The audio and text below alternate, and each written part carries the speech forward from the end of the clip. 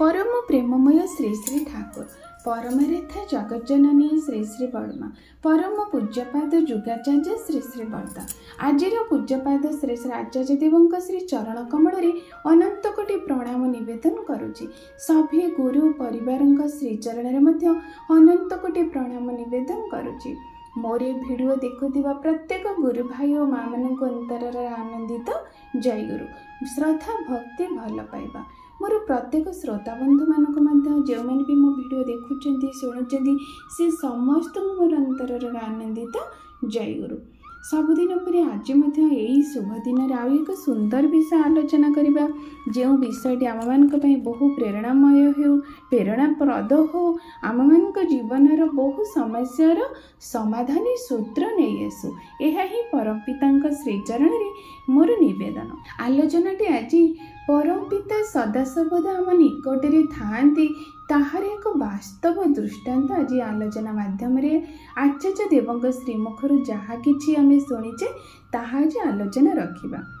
प्रकृत में आचार्य देव कहते सी सदासर्वदा आम मान साथे थांती माने श्री श्री ठाकुर आउ जेते थर मनीष निजर भूल प्रकाश करे सी दुखित हुअंती कातर होई आम मान को कहवाको चाहती तू टिके भल पा मते टिके भल पा तेबे मनीष तांको हाथ छड़े नहीं छुटी चले निज आड़े कारण मनीष तो बाध्य नुहे सुपथरे चलवाकू सुनीति बा सुनियम क्या बाध्य करे ना बाध्य मु थरे निजे ही निजको करिपारे जे मु तुमको भल पाइबी। श्री श्री ठाकुर आचार्य देवଙ୍କ माध्यम रे कथाटी आम मान को दर्शाई। आचार्य देव कहते ठाकुरंकर जड़े रीतिंक पुओ ऑस्ट्रेलिया रे से रहे सेमानंक देश रे साइकिक नामक एक श्रेणी मनीष थांती जो माने अतीन्द्रिय विषय दर्शन करिबार क्षमता रखती। केतेकटे आम मान देश रे ज्योतिष मानकर मध्य मत सेही पुओटीर किंतु जटिल पारिवारिक समस्या चलीथिला। एपरी समय तार जड़े पुलिस कर्मी बांधवी तांको कौनसी साइकिंग साहाय्य नेबार परामर्श से देले। सेही पुओटी सेतबेले सेही भली जड़े साइकिंग निकट को गला सेतबेले ताकू देखी ही से साइकिंग अबाक होई कहउचंदी तुमर तो मो पाखक आसीबार कौनसी दरकार नहीं जाकू नहीं तुम्हें चलीच सी तो तुम कांधरे बसीचंदी आउ तुम्हें मो निकट को आसीच साहाय्य चाहिबाकू सुतरां से सदासर्वदा आम साथरे थांती आउ जेते थर मनीष निजर भूल को प्रकाश करे से दुखित हुंती कातर होई आम मान को कहते तो टिके भल पा। श्री श्री ठाकुर कहते जीवनर माने प्रतिटी क्षेत्र रे सी आम साथरे ही थांती। उक्ति आलोचना माध्यम आचार्य देव दर्शाई देले से ऑस्ट्रेलिया से पुओंक कथा किपरि भाव से साइकिंग तांकर इंद्रिय जो अतीन्द्रिय शक्ति से हासिल करथिले से शक्ति बल से देखीदेले श्री श्री ठाकुर से तांको कंधरे अछंती तेणु जिहांग पाखरे विश्वर सर्वस्व समाधानी सूत्र जहांग निकटरे अछंती ताले तांकर पुणी समस्या कौन रहिबो तेणु से कथा ही कही किंतु आमे माने विश्वास करूना आमे मानकर भरोसा तांको पाखरे नाही जेमिति मनीष किपरि भाबरे समस्या छंदी हो जाए कि जेतबेले गोटे चाबी रही ताकू खोलिया पई बहुत सारे चाबिकाठी रही जड़े लोक कहगला तुम्हें जाओ से चाबिटी को खोल से लोकटी प्रत्येक चाबिकाठी से चाबिटी को खोलने को चेष्टा करुचे एभली भाव गोटे पर गोटे चाबी ताको खोली खोली से सेठारे सफल हो पारु नाही। शेष समय कौन है विरक्ति भाव प्रदर्शन करी सेठारु ओहरी आसिला बाकी आउ जो पाखरे जो लोकटी थिले से व्यक्ति जनक जाई आउ जो चाबिटी से तो लक्ष्य करुथिले ना ये क्यों क्यों चाबी सब खोलुचंती आउ जो शेष चाबी दुई तीनोटी थिला से दुई तीनोटी चाबी मध्यरु से गोटे चाबी हठात आसी खोलीदेले से चाबिकाठीटी से चाबिटी खोलीगला।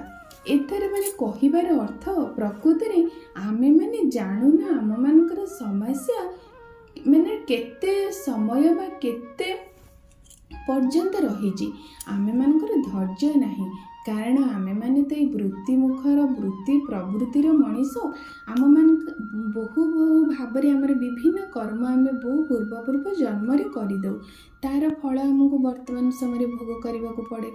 ସେଇଥିପାଇଁ ମଣିଷ ଯେତେବେଳେ ଏ ସମସ୍ୟାରେ ଛନ୍ଦି ହୋଇଯାଏ, ବିପଦ ଦୁଃଖ ରୋଗ ସବୁ ତାକୁ ଆକ୍ରାନ୍ତ କରିଦିଏ, ସେ ସମୟରେ ଭରସା ହଟେଇ ଦିଏ ପରମ ପିତାଙ୍କ ପାଖରୁ।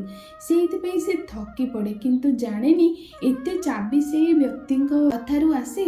ସେ ବ୍ୟକ୍ତି ଜଣକ କେତେ ଚାବି ଖୋଲିଲେ, କିନ୍ତୁ ଆଉ ଗୋଟିଏ ଧୈର୍ଯ୍ୟର ସହିତ ଆଉ ଗୋଟିଏ କି ଦୁଇଟି ଚାବି ଯଦି ଖୋଲି ଦେଇଥାନ୍ତେ, ସେ ସମ୍ପୂର୍ଣ୍ଣ ରୂପେ ଭଣ୍ଡାର ଘରର ମାଲିକ ହୋଇଯାଇଥାନ୍ତେ। ଠିକ୍ ସେହିପରି ଆମେମାନେ ଯେତେବେଳେ ଦୁଃଖ ରୋଗ ଶୋକ ଅତିକ୍ରାନ୍ତ କରିବା ପାଇଁ ଯାଉ, ଆମମାନଙ୍କର ଧୈର୍ଯ୍ୟ ଚ୍ୟୁତ ହୋଇଯାଏ। କିନ୍ତୁ ଯେ ମଣିଷ ଶେଷ ପର୍ଯ୍ୟନ୍ତ ତାର ସଫଳତାର ଶୀର୍ଷରେ ପହଞ୍ଚିବା ପର୍ଯ୍ୟନ୍ତ ଯଦି ସେ ନିରନ୍ତର ଭାବରେ ସେଇ କାର୍ଯ୍ୟରେ ଲାଗି ଥାନ୍ତା ବା ଥିବ, ତାହେଲେ ନିଶ୍ଚିନ୍ତ ଭାବରେ ସେ ପରମ ପିତାଙ୍କର ଏ ଅସୀମ ଦୟା କରୁଣା କୃପା ଆନନ୍ଦ ସୁଖ ସବୁକିଛି ପ୍ରାପ୍ତ ହେବ।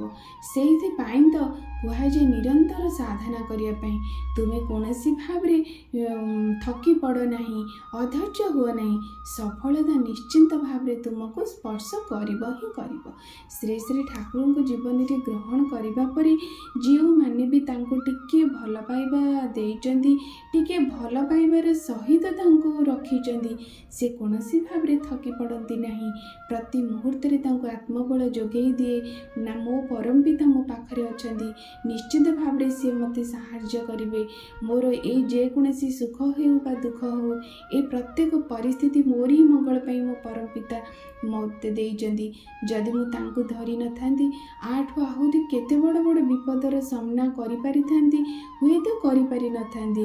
ହୁଏତ ଏ କଷ୍ଟକୁ ସାମ୍ନା ନ କରିପାରି ମୋ ଆତ୍ମାକୁ ମୁଁ ତ୍ୟାଗ କରିଦେଇ ପାରିଥାନ୍ତି, ଯେଉଁଟାକି ସମାଜରେ ଅନେକ ବ୍ୟକ୍ତିଙ୍କ ନିକଟରେ ଦେଖାଯାଏ, ଯାହାକି ଜଣେ ଉତ୍ତମ ଇଷ୍ଟନିଷ୍ଠା ସତ୍ସଙ୍ଗୀ ପାଖରେ ଦେଖାଯାଏ ନା। ସେ ଯେତେ ବାଧା ବିଘ୍ନ ଆସେ, ଯେତେ ଝଡ଼ଝଞ୍ଝା ଆସେ, ତାକୁ ସାମ୍ନା କରିବା ପାଇଁ ସେ ଠିଆ ହୋଇଯାଏ। ତାକୁ ହିଁ ତ ପ୍ରକୃତ ମଣିଷ କୁହନ୍ତି, ତାଙ୍କୁ ହିଁ ତ ପ୍ରକୃତ ଇଷ୍ଟପ୍ରାଣ ମଣିଷ କୁହନ୍ତି।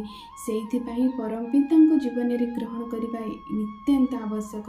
ମଣିଷ ଯଦି ତାଙ୍କ ଜୀବନରେ ଆଦର୍ଶ ବା ଗୁରୁ ବା କେନ୍ଦ୍ର କେହି ନଥିବେ, ଏଇଭଳି ଝଡ଼ଝଞ୍ଝା ତାଙ୍କୁ କେଉଁ ଭାବରେ ଉଡ଼େଇ ନେଇ କେଉଁଠାରେ ଫୋପାଡ଼ି ଦେବ, ତାର କୌଣସି ଇୟତା ନାହିଁ।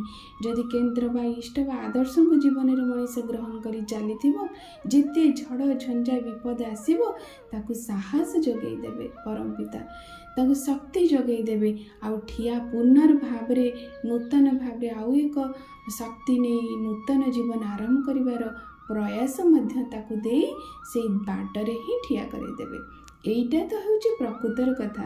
ତେଣୁ ଆଚାର୍ଯ୍ୟ ଦେବ ଏଇ ଆଲୋଚନା ମଧ୍ୟରେ ଆମମାନଙ୍କୁ ପ୍ରକୃତରେ ବୁଝାଇ ଦେଇଛନ୍ତି, ତୁମେ କୌଣସି ଭାବରେ ବ୍ୟସ୍ତ ହୁଅ ନା, କୌଣସି ଭାବରେ ତୁମେ ଘାବରେଇ ଯାଅ ନା, କାରଣ ତୁମ କାନ୍ଧରେ ପରମ ପିତା ନିତ୍ୟ ପ୍ରତ୍ୟହ ରହିଛନ୍ତି। ତେଣୁ ଆଲୋଚନାଟି ଅତ୍ୟନ୍ତ ମାର୍ମିକ, ଆପଣମାନଙ୍କ ପାଇଁ ତାହା ବହୁ ଭାବରେ ପ୍ରେରଣାମୟ ହେଉ, ଆପଣଙ୍କ ଜୀବନର ବହୁ ସମସ୍ୟାର ସମାଧାନୀ ସୂତ୍ର ହୋଇ ଆସୁ, ଏହା ହିଁ ମୋର ପରମ ପିତାଙ୍କ ଶ୍ରୀଚରଣରେ ନିବେଦନ ରଖୁଛି। ସର୍ବଶେଷରେ ସମସ୍ତଙ୍କର ମଙ୍ଗଳ ପ୍ରାର୍ଥନା ପରମ ପିତାଙ୍କ ଶ୍ରୀଚରଣରେ ନିବେଦନ କରି ଆଜି ଏଇଠି ରଖୁଛି। ଜୟ ଗୁରୁ।